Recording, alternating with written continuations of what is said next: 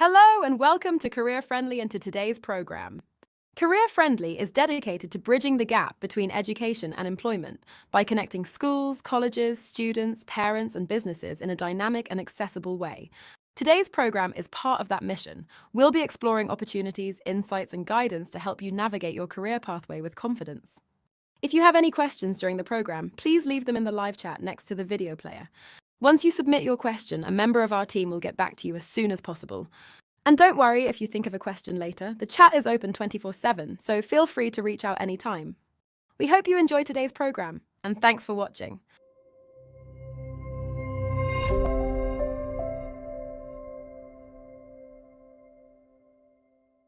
Hello and welcome to the Growth Series, inspiring future careers in high-growth sectors.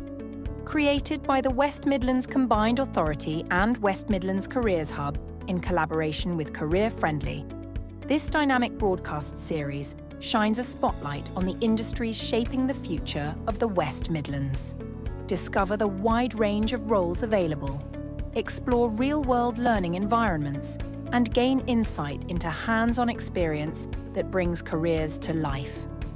Connect with employers and inspiring role models, and get your questions answered instantly through our live chat with industry experts. This is where ambition meets opportunity.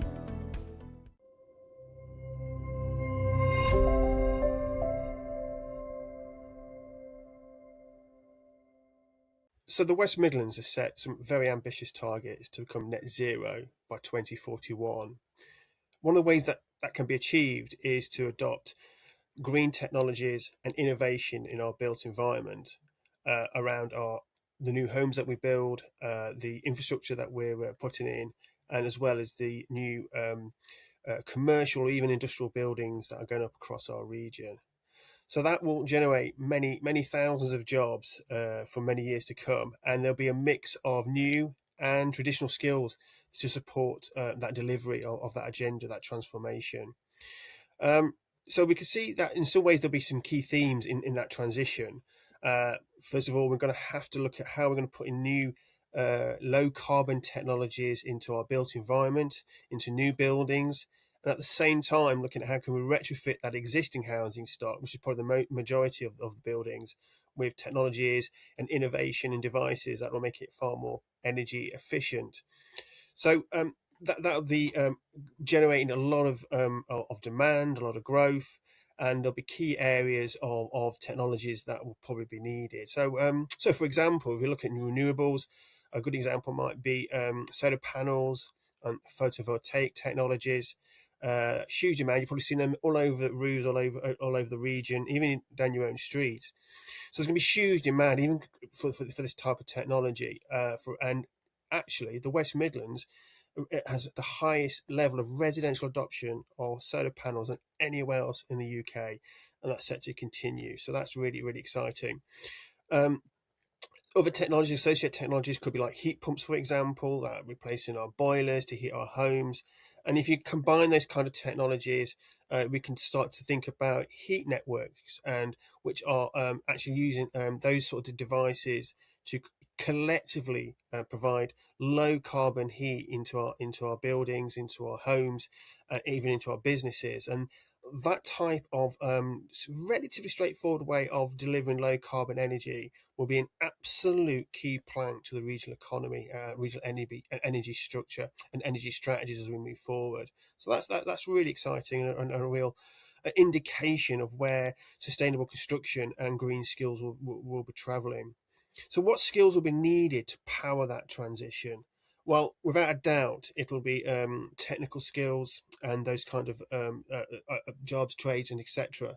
that many of us may be quite familiar with. And we just commissioned a report working with the Energy Systems Catapult, and quite clearly that showed those kind of roles would be by far the biggest demand.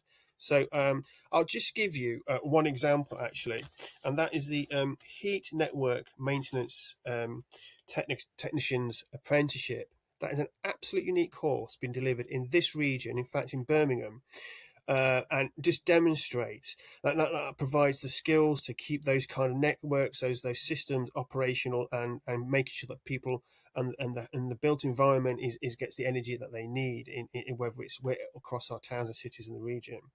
That's very, very pertinent to what we need to do as a region. And it just shows you how the skills system is responding to that strategic push to make our region leaders in this area.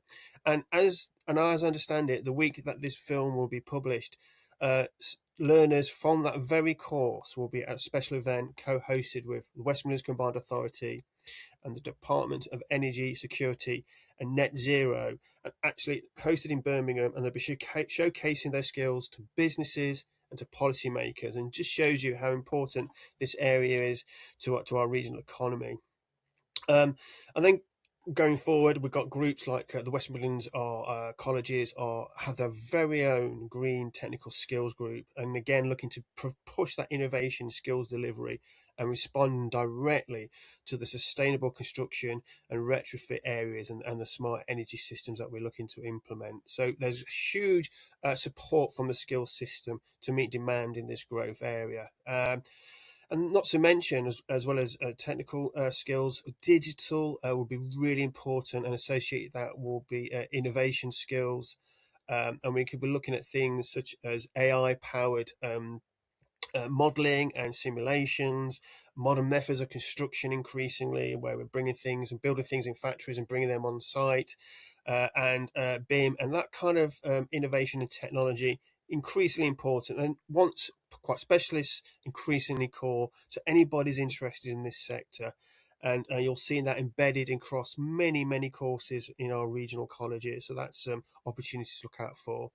And just to underpin all that will be very much those skills, those employability skills, very important still, with classics such as project management, communications, and general resilience, obviously very important.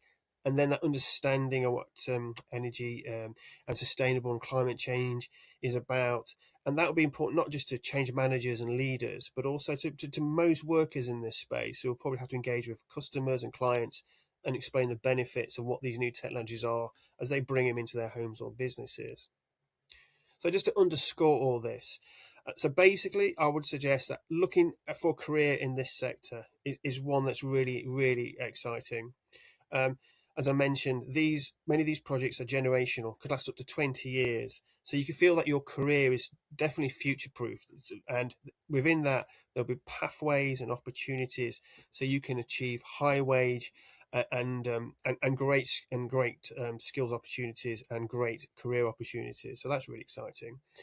On top of that, coupled with that, is the fact that this is also, this is a job that's mission driven. You're making a difference. People are making a difference in the sector. You'll be making, hopefully, reducing energy costs and making people's living more affordable. You'll be making their living better and more comfortable. You'll be building modern homes or making existing places better still and more energy efficient. So all that is something that is rewarding, and ultimately great for young people, this kind of provision. We know, as I said, this is a sector that's very much looking ahead. We're talking about future skills and future opportunities.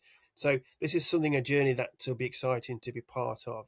And as I suggested, there's a raft of skills and a whole ecosystem of activity that I think would be very attractive to many people. So it increases diversity and inclusivity. So this will be, I think, an opportunity that many people should be looking forward to, and hopefully we're participating in the future to make the West Midlands a greener place to live and work.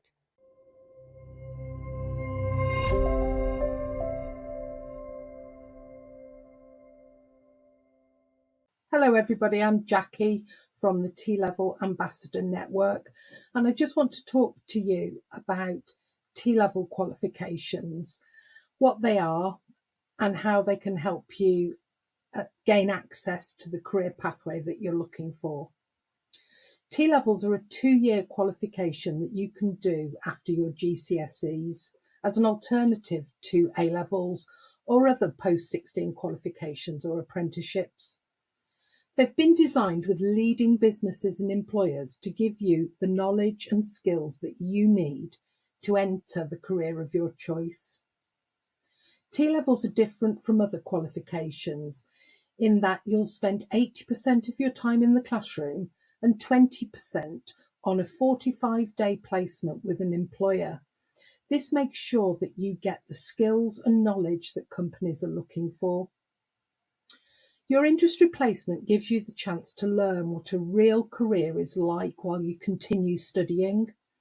When and how you complete it depends on the T-level, the school or college that you're studying at, and the employer that you're going to be placed with. Like A-levels, there are no tuition fees to study a T-level if you start studying before you're 19. Your T-level qualification will be worth UCAS points just in the same way that A-levels and BTECs are.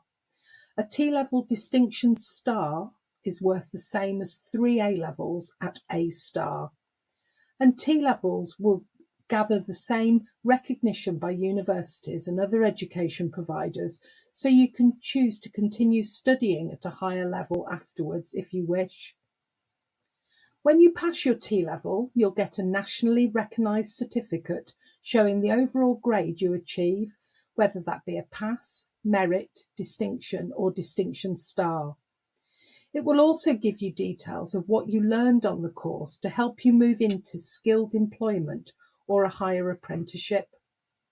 In 2025, over 91% of T-level students achieved a pass or above. If you think you might like to do a T-level but need additional help to get you ready to do one, the T-level Foundation Year is a 1-year post-16 study programme designed to help you prepare for your chosen T-level. It'll help you develop your English and maths skills, practical, technical and study skills, and provide work experience to help you excel in your T-level study. If this is an option that you'd like to explore, you should talk to your T-level school or college to see whether this might be right for you. So, how are employers involved in T-levels? T-levels were designed with leading businesses and are now supported by employers of all sizes to give students the workplace skills they need to succeed. Hundreds of employers, including Lloyds Banking Group, Nestlé, Severn Trent, Persimmon Homes and NHS trusts across the United Kingdom, have hosted T-level students on industry placements, and many of these employers go on to retain their students on completion of their course and support progression within their business onto an apprenticeship or indeed another role. The study options for T-levels are vast and cover a range of subjects. With over 20 T-levels to choose from, they cover everything from agriculture to craft and design, engineering to science, and there are options to specialise within each pathway, and you get to complete a substantial industry placement as part of each course. So what makes T-levels a good choice? T-levels offer a powerful blend of academic knowledge, practical learning and real-world experience that makes them an excellent option for 16 to 19-year-olds planning their next steps after GCSEs. As I've already said, T-levels were created in collaboration with employers to make sure that the curriculum you're studying reflects what the industry actually needs. They're built on the same standards as apprenticeships and align with skill shortages in your area. The government describes T-levels as high-quality qualifications which provide young people with a firm foundation for their future.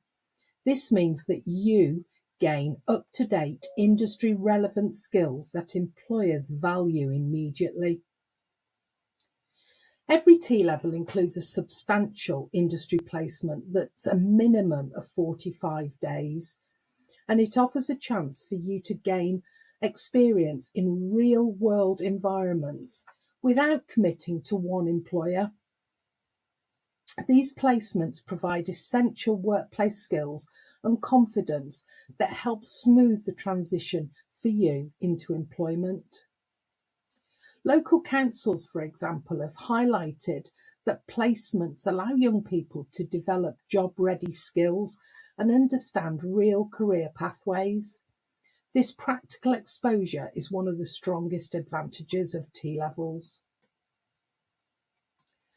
A T-level will help you progress directly into priority occupations where the demand for skills is high.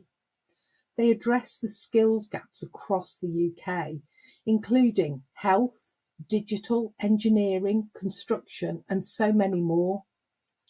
Skills England has described T-levels as providing brilliant pathways into thriving industries and helping employers shape the future workforce.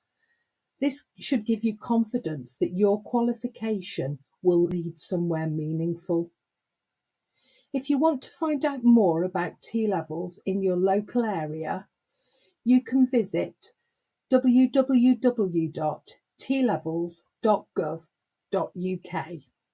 Find out more about T-levels in your local area.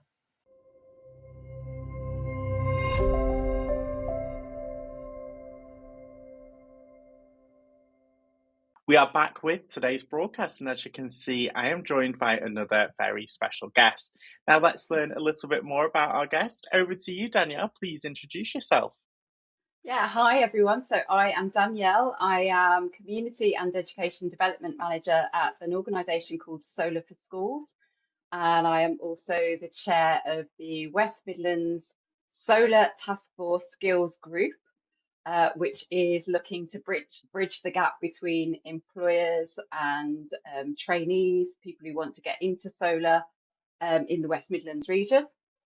And I also work for an organisation called Good Work Cooperative, which part of what we do is we deliver events around retrofit. So we have people who have had energy efficiency measures done in their homes, hosting and delivering small study group tours around their homes to learn more. Okay, very busy then. Very.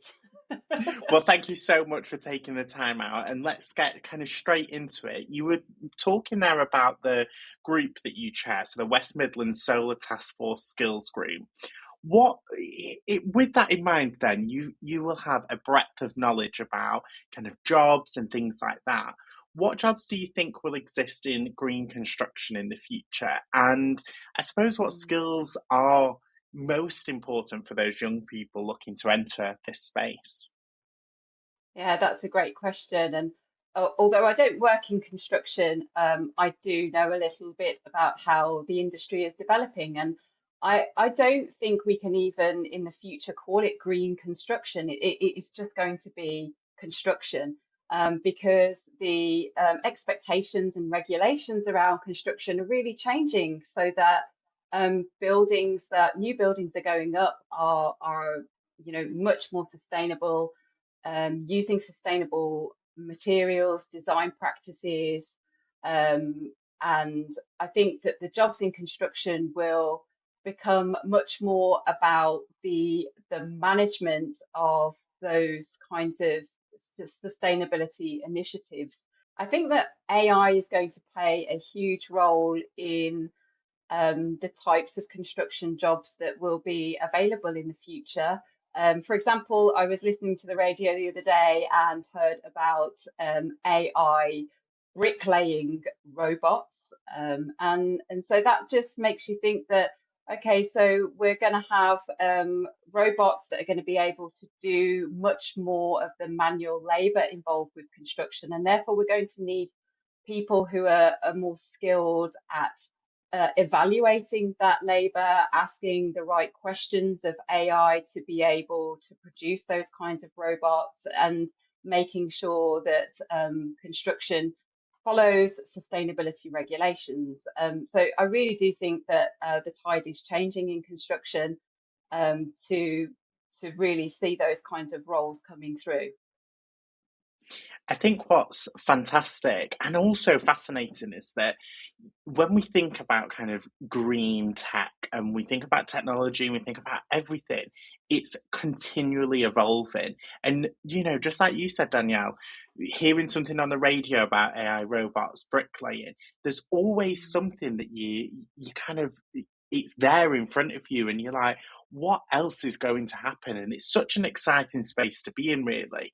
And I suppose, with your abundance of roles that you have, so climate ambassador and community education development manager at Solar for Schools, I think you've got such like I said before, a breadth of knowledge on those kind of roles. So thank you for talking to us about those. Now, something a little bit fun, and we were talking about the ever growing in construction and in green jobs in general. If you could design the perfect eco-friendly school, what would it actually include? Yeah, so I've actually thought about this a lot, and the colleagues that I work with at Solar for Schools have thought about it a lot because this is really what we're about. Solar for Schools, we help schools to get solar on their rooftops, but our values and our mission is about educating future generations about how to live more sustainably by understanding energy, the energy that we use, and how we can generate energy. And I see schools as like completely in the future, hopefully being completely non-traditional and nothing like they are right now. I see them as being places where the building that the young people are learning in is like everything to do with what the children are learning. So from the school day, from how the building is generating energy, how it's using energy, what everyone needs in the school during the day, like their food, the ability to play, the ability to move and to learn is really built into the curriculum as a source of learning. And so, for example, I see pupils growing and cooking on site the food that they eat, and learning the essential skills of life that entails. I see them having repair cafes to repair electrical goods that might break in schools. So having an actual repair centre in the school and learning about the technologies that they need to be able to fix, or that they can build AI robots to fix for them. I see them actually, and lots of students won't like this, but I see them doing things like cleaning, and making their own cleaning products to have care and respect for the place that they're learning in. I think that schools should really be a place of experiential learning. So that means actually learning by doing, and this is about teaching the values of sustainability, which are just really respect and care for the world that we're living in and the people that are around us, but also people around the world, so that what we do and what we use and how we use it does not have a negative impact upon nature or upon other members of the human race, right? Absolutely. And you kind of touched on solar before, and it leads quite nicely onto my next question, which is all about solar really. It's booming, but looking ahead, do you think that all buildings should eventually produce their own energy? I mean, you spoke about schools there. What role do you see solar playing in the cities? Let's say, 2050. I just I see solar as essential. I think that every single building that can have solar on its rooftop should absolutely have solar on its rooftop. And I see that as a complete necessity for energy independence and for keeping energy local. So buildings begin to generate energy not just for themselves, but for other buildings around them. So those buildings that can't have as much solar, we'll be sending electricity to those. And I see this as part of as a holistic system of energy independence with wind, and hydro that's going to happen further afield. I see solar being on windows, on walls, on fences, on rail tracks, solar on the rooftop of electric vehicles so that, they charge somewhat, while we're driving. And as the climate gets warmer, I think that's going to be kind of feasible. And I also see that solar needs to become more efficient in order to achieve this. Solar panels are still not really a really highly efficient technology, and I would like to see the young people coming up inventing the solar panels of the future that are going to really harness the sun's power in the way that we've got close to doing, but we can do a lot better. I want to see solar everywhere, but I also want to people to understand that with solar comes the responsibility to repair the solar panels. So I want to see solar recycling plants and repair plants in cities, within cities. I want to see solar manufacturing happening closer to home. We currently get most of our solar panels from China in the UK, and it would be great if we could figure out the technology to manufacture solar closer to home and on our home turf.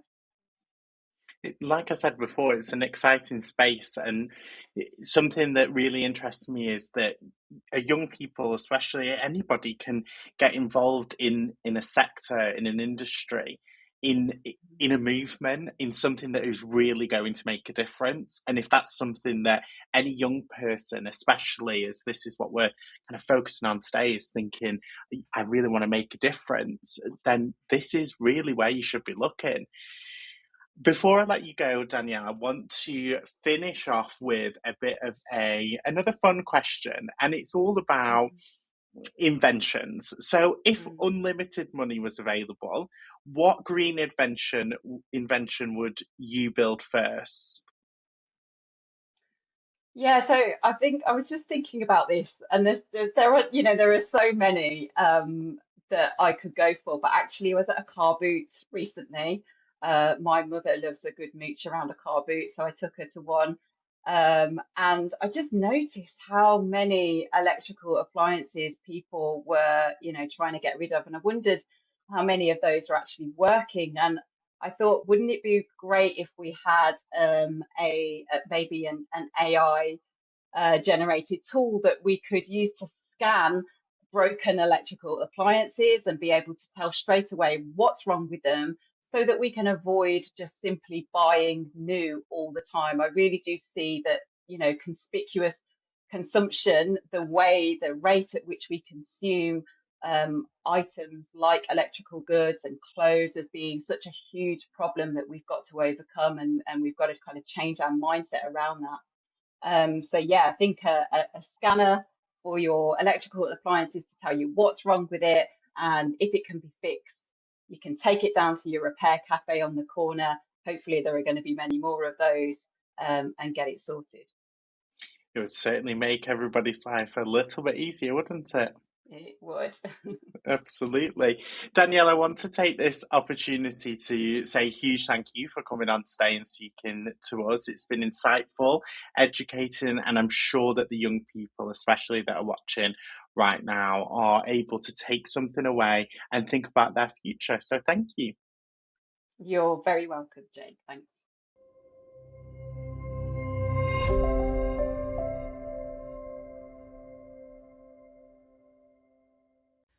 We are back with today's broadcast, and as you can see, I'm joined by another very special guest. So let's get started with a bit of an introduction. So over to you, please introduce yourself.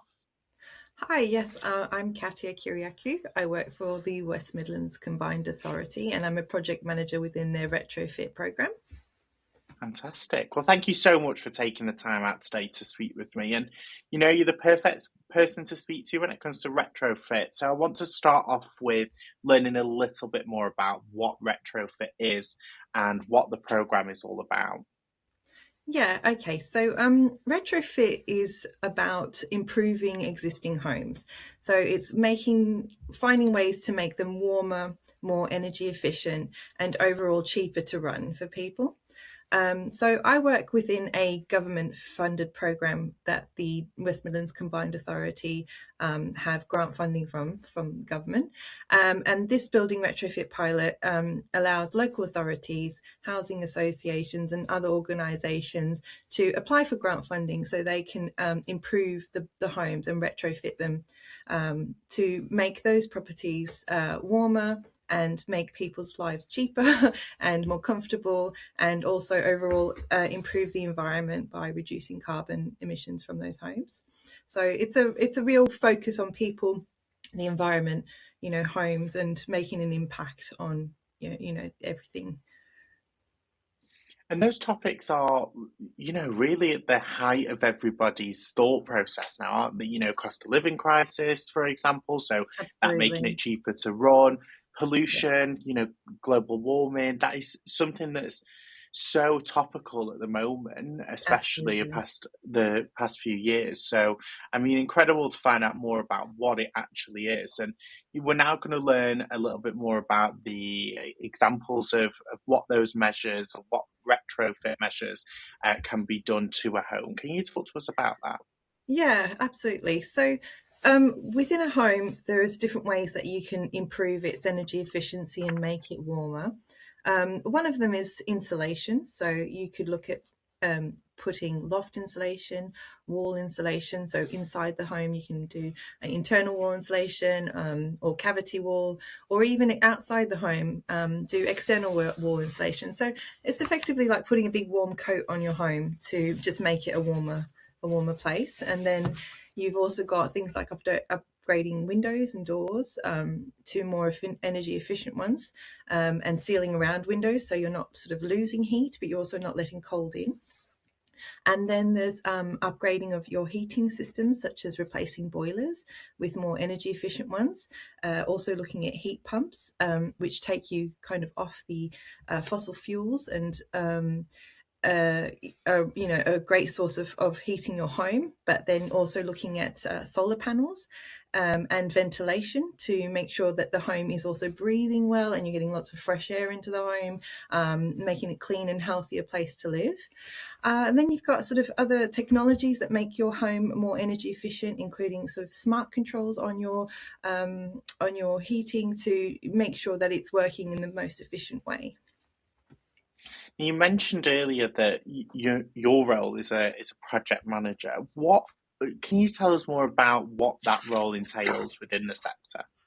Yeah, so I am a project manager for the Building Retrofits pilot, and my role is very much a monitoring and support role, also helping the individual local authorities and housing associations just keep on track with their projects. So I support them to plan, to track, manage their budgets, make sure that they are keeping on track, help them solve any problems around their delivery of their programs, and just making sure that everything they're doing is providing the impact that we want. So we want them to improve the homes, make it, help with fuel poverty, making the homes cheaper to run, and making them more energy efficient overall, and saving on carbon across Birmingham, West Midlands.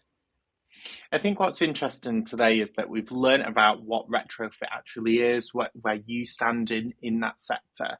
What we're here today to do is to educate young people about what kind of roles are available. So with that in mind, quite simply, what kind of jobs are there in the retrofit industry? Yeah, absolutely. So retrofit is just so broad. There is so much you can do to support this industry. And it can vary from your hands-on roles, so your builders, your construction workers, your electricians, your plumbers, heating engineers, insulation installers, loads of hands-on roles. Then you've got your more technical roles, your engineers, your surveyors, you've got retrofit assessors and coordinators. And then there's roles like mine, so helping those projects run smoothly, your project managers, your finance teams, your data analysts, procurement and contract managers, And then also wider government roles, including, government and policy. There's also marketing and communications, because, you need to be, communicating what's going on with your programs, with your tenants. There's so many different things. And then you even got manufacturing of materials and equipment. And so you've got the engineering side of things as well. Technology is always improving. So really, if you've got an interest in any of what I've just mentioned, it can be focused towards retrofit and what we do. That's incredible, because it seems to be, like you mentioned then, it's whatever it is that you're interested in, that there kind of is a role in retrofit for them. And I think that's super important for young people, especially, to think about. You might have specific interests and you might see a specific career path for you, and it's about opening your kind of eyes to the wide vast of opportunities that are available. And retrofit could be the place for you. So that's super helpful for the young people. So thank you for that. How did you personally get into this career? So I've always had interest in project management. I've been a project manager, and I wanted to do something that was meaningful. I wanted to work in an area where I could make a difference. So for me to sort of transfer my skills into this, this environment to, supporting people, I thought was a great, opportunity. I wanted, to make the world more sustainable, the environment we live in better, and just support those people that are living in homes that, can do with being improved and making their lives warmer and healthier and happier and a lot more affordable. So there's no single path into retrofit. I think, there's so many different jobs that make up the world of retrofit, and there's so many different ways you can get in. But that's how I got into it, and that's why, because I wanted to do something that had meaning to the community. So now knowing that you wanted that meaningful part to your role, and having that previous experience in project management, coming over to retrofit and project managing what you're doing now, what have been some of your highlights? So I think one of my biggest highlights is just seeing the real impact on people's lives. So, for example, helping families live in warmer homes and reducing their energy bills can make a huge difference, especially for those experiencing fuel poverty. I've also worked with charities like St. Basil's, who support young people who are homeless or at risk of homelessness. It's seeing them get the opportunity to live in a safe, warm home, and helping those young people build confidence, manage their finances, and move forward, in life. It's been incredibly rewarding. It's helping to see them find a path that means that they can become independent. It's just moments like that where you just think about, it's not just that I'm working on making buildings, more energy efficient. It's about giving back to people and giving them better opportunities in life. So for those young people that are watching right now thinking, okay, this is for me, I want to explore this opportunity or the opportunities that are available in this sector, what is it like working what's a day in the life, for example? I would say no 2 days are the same. I do, my typical day could look like that I'm meeting with organisations to check how their projects are moving forward, how things are progressing. I do a lot of reviewing of reports and data. I help them solve challenges from day to day. I look at budgets and funding. I just work with loads of different teams. I get to talk to lots of different people, and I've built loads of skills, of my own, and it's great. I just try and keep everything running smoothly so they can meet their targets and get to where they need to be. I think as we move forward today, what I want to really understand is, why do you think young people should consider a career in this sector? I think people should consider a career in this sector because I think it's a career choice that a lot of people don't realize this is there for them to choose, and it's just such a meaningful industry. It's helping people, it's improving communities. It's also a really growing industry. So there's loads of opportunities for now and in the future. So I think, it's a great way to sort of move your life forward and think about how you can contribute to your community with the confidence that there's a job for you there. Absolutely. And I think today we've learned a lot about the opportunities that are available, and it's been fantastic to get your insight into how you've ended up in this sector as well. I want to finish off today with understanding how students can get involved if they're interested in this type of work.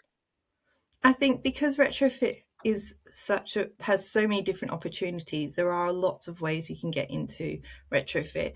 I think like choosing subjects, if you were looking at sort of the more specialized or engineering side, you could look at science, maths and design, geography, even business. And then there are apprenticeships that you could get into for construction and engineering. Be a great way to sort of enter the world of retrofit. Then you could look at college courses, university degrees that focus around sustainability and the built environment. You can take part in work experience or careers events, to find out more, and even just learning about climate change, energy efficiency. It's a really great opportunity for you to find out more about the retrofit world and how you might fit into it. Fantastic. Katia, I want to say a huge thank you once again for coming on today and speaking to me all about retrofit and the vast amount of opportunities that are available for the young people watching. So thank you. Thank you very much. You're very welcome.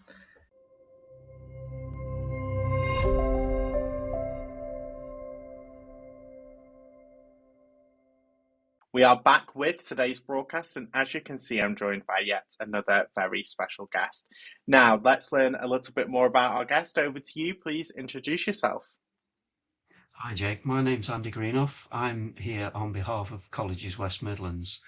Colleges West Midlands is an organisation where we've got 18 colleges from across the West Midlands working together to develop a clear and concise approach to developing the skills across the West Midlands to make sure that we can respond to the regional economic needs. A big part of that particular part of our offer is obviously the green skills agenda. So one of the things that we're very focused on is developing our own green skills roadmap, which is about empowering colleges, students, employers and local residents to be able to respond to this particular agenda. It's quite broad reaching, as you would imagine. So we not only include green construction and retrofit, but we've also got renewable energy technologies, electric and hybrid vehicles, smart building technologies, sustainable manufacturing engineering, digital technologies and supporting net zero delivery. So it's quite a broad church of activities really, but it just shows you what the impact of green is having on our economy and how the skills agenda needs to respond to that particular approach. In terms of our key things that we've really focused on, we've looked at how we introduce net zero into college campuses. So we're trying to make sure that our colleges are more efficient than ever in terms of their building stock, and they're more sustainable going forward. We've also introduced something that we feel is really significant. It's quite groundbreaking, something which is called the Green Changemakers. This is where we've empowered 40 green changemakers from across 17 colleges within our group to actually develop a network of sustainability champions to implement green activities within our colleges to make sure that it's driven from top down and bottom up. So we make sure that we cover all the aspects and all take forward all the opportunities that green and sustainability strategies allow us to use. Fantastic, Andy. I mean, there's going to be a lot of information to digest for the young people watching today. So I really want to remind them that the live chat is available for them to pop any of their questions. And I know that the team are working behind the scenes on answering those as we speak. And the best thing, or one of the best things about this industry, this sector, is that we get to break myths and then bust those myths that there are, because there definitely are some, and it's ever changing, it's ever growing. So, Andy, I kind of want to start with that really. So, when students hear the words sustainable construction or green tech or green construction, they might think of just bricklaying or wearing a hard hat. But today it's a high tech industry. Can you paint a picture of what a modern green construction site actually looks like and what kind of cool technologies are being used? Yeah, definitely. I mean, uh, construction has changed dramatically over the last decade. We now talk a lot about modern green construction methods, and a construction site looks completely different to the way in which people would envisage it looked a few years ago. So, for instance, now we're using things like, or we see things like drones being used to survey land. Um, we've got digital tablets replacing drawings, so the technology is creeping into every aspect of the role. And we see people using 3D building models being used. Something that's called building information modeling, which is really the detail about the entire fabric of a building, and it enables you to cross-reference to all the materials that are used within the building, what they're shaped, how they're formed, how they're used, and how they can be replaced in the future. So it's really informative in terms of how we build buildings and modern construction structures going forward. And obviously then once we've got the buildings, we've then got all the smart sensors and all the technology that goes into the building to make sure that it's efficiently running and operating going forward. Um, and as you know, young people we'll see where new estates are being built, and there are now things like solar panels going on roofs. We've got solar battery systems, so energy's being generated and stored, so it can be used right the way through the night. So when it goes dark, the home has still got its self-generated power. We've got all sorts of new technologies coming into heat homes, like heat source pumps, smart energy control systems. So you can imagine, can't you, the breadth of the technology and the things that are coming into play and the skills that people now need to enter into the construction industry. It's slightly different to what people would envisage normally. And then on top of that, we're doing things like manufacturing buildings off site and bringing those buildings to site and just erecting them effectively. So the technology by that we use to build structures now has completely changed as well. So you can see how the range of skills and the opportunities that this affords for young people going forward is really significant. Now, for young people, they're kind of looking at maybe the sector and thinking, what skills do I have, or what is it that I enjoy now that can be used there? We spoke about drones, something that's really up and coming. You see a lot of young people, especially looking and working on drones in their personal lives. So it's only right that kind of colleges are teaching the young people what they need to be in the industry. So, you're teaching students about, or colleges are teaching students about things like smart building technology, green energy that we've been talking about. So, for a student who loves gaming, gadgets, tech, how do these skills translate into building the smart, eco-friendly homes of the future? Most definitely. It's really important that young people realise that a lot of the skills they're gaining prior to going into employment and coming into college can be used in modern day industries. So, for instance, where people enjoy gaming, coding, technology problem solving, all the things that people use with modern devices now, many of those are used and deployed in modern construction. So, for instance, where students learn to use digital software to create virtual models or buildings they've built. They can work with smart building systems that control heating, lighting. So all those skills that they're gaining in terms of gaming and coding technology are being deployed within the industry. And also thinking about things like energy technology such as solar and battery storage, electric vehicle charging, all of the things that people are growing up with now and seeing on day to day are all built within the construction industry. So it's quite fascinating how the skills that people are gaining outside of college and the industry can actually be used to support their any career opportunities they wanted to progress within the construction industry. A lot of young people today, it's really topical and they're passionate about climate change and saving the planet ultimately. How does choosing a career in green construction or retrofitting, for example, allow them to actually be on the front line of fighting climate change right here, in the West Midlands? Yeah, this is something that as colleges we've really embraced.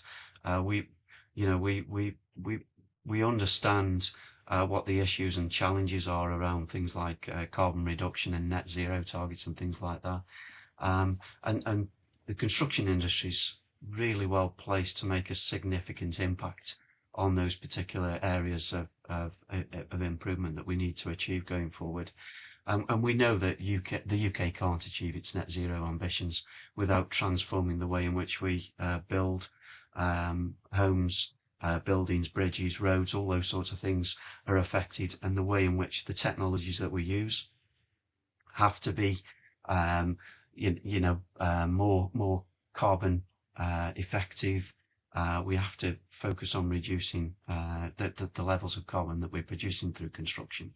So you can actually see that really taking a hold within the industry. So if young people were to come into the industry, they would actually make a really strong impact in terms of driving those new technologies on, implementing them, helping them being developed, helping them being to be deployed.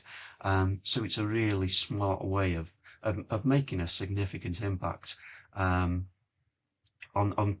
climate action going forward. And you can really, when you think about all the things that are going on within the construction industry, we talk about a lot about retrofitting old buildings, so making the heating systems more energy efficient, insulating old buildings and using modern techniques to do that. And then we're using new energy systems to replace old carbon intensive systems. All of that has a net impact on changing trying to address the impact of climate change. So it's a really significant opportunity for people to get involved with it. So for the young people that are watching now, either live or on demand, they've finished their GCSEs, they want to be part of this industry. What does that look like for them? What's the path through colleges West Midlands? Do they have to spend years in a traditional classroom? Do they get hands-on experience? What does that look like for them? Yeah, in a short interview, it's really difficult to explain the massive opportunities and the way in which education's changed going forward. But one of the great things about Colleges West Midlands is the broad range of routes that we can offer young people to get into particular industries, and we're working with employers to increase those routes. The flexibility around the delivery models is absolutely immense now. The opportunity to gain experience on site, to work alongside employers, to listen and learn from employers that are really at the cutting edge of implementing these new technologies. So the way in which colleges work, it's really closely with employers to make sure that we understand what employers require, we understand what's going on in terms of the technologies that are being introduced, and then we bring the whole thing together. That will then allow us to do things that students will hopefully have heard about. So the technical programs, which includes things like T-levels, vocational qualifications, BTECs and diplomas, those sorts of qualifications. Obviously, apprenticeships are a key way of getting into the industry and supporting the industry. And again, all of these programs combine classrooms with learning facilities that include extensive practical industry experience, and the workshops are always industry standard. So the technologies that we're using in the workshops are the technologies that are being used in the industry. And from day one, really, students can get hands-on with all the equipment If you take renewable technologies, they'll go into a college environment and they'll see solar panels, they'll see heat source pumps, they'll have the opportunity to almost plug and play and actually get that hands-on experience about what that technology looks like, how it feels, how it links into the other things around the home, how the power comes in, all of the things that they need to understand to be effective within the industry. That's what colleges enable young people to experience in their learning, so that they can then deploy that once they get into employment. And once you start on that journey, I think the key thing to say is that it can be as a really long journey, where you can actually start to plan your if you like, the range of jobs that you do, and you move from entry level jobs and you gradually progress by gaining more knowledge and more qualifications to enable you to progress. And as you build that confidence and that skill and the skills that you need within the industry, that allows you to drive forward. And we see lots of young people start in as into entry level roles, and then all of a sudden they're doing things like they're electricians signing off all the installation of all the retrofit technologies. They're engineers, they're site managers, they're digital construction planners. So there's a whole raft of avenues for them to progress through. So it's really an exciting industry for them to get involved in.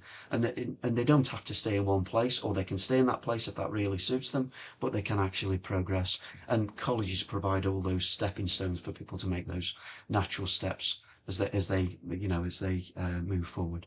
Andy, it's been an absolute pleasure to have you here on the Career Friendly programme to talk more about this industry. And I think the more exposure it has, the more understanding and excitement that these young people that are watching right now can have. So thank you for taking the time out to speak with me today. It's been a pleasure, Jake. Thank you.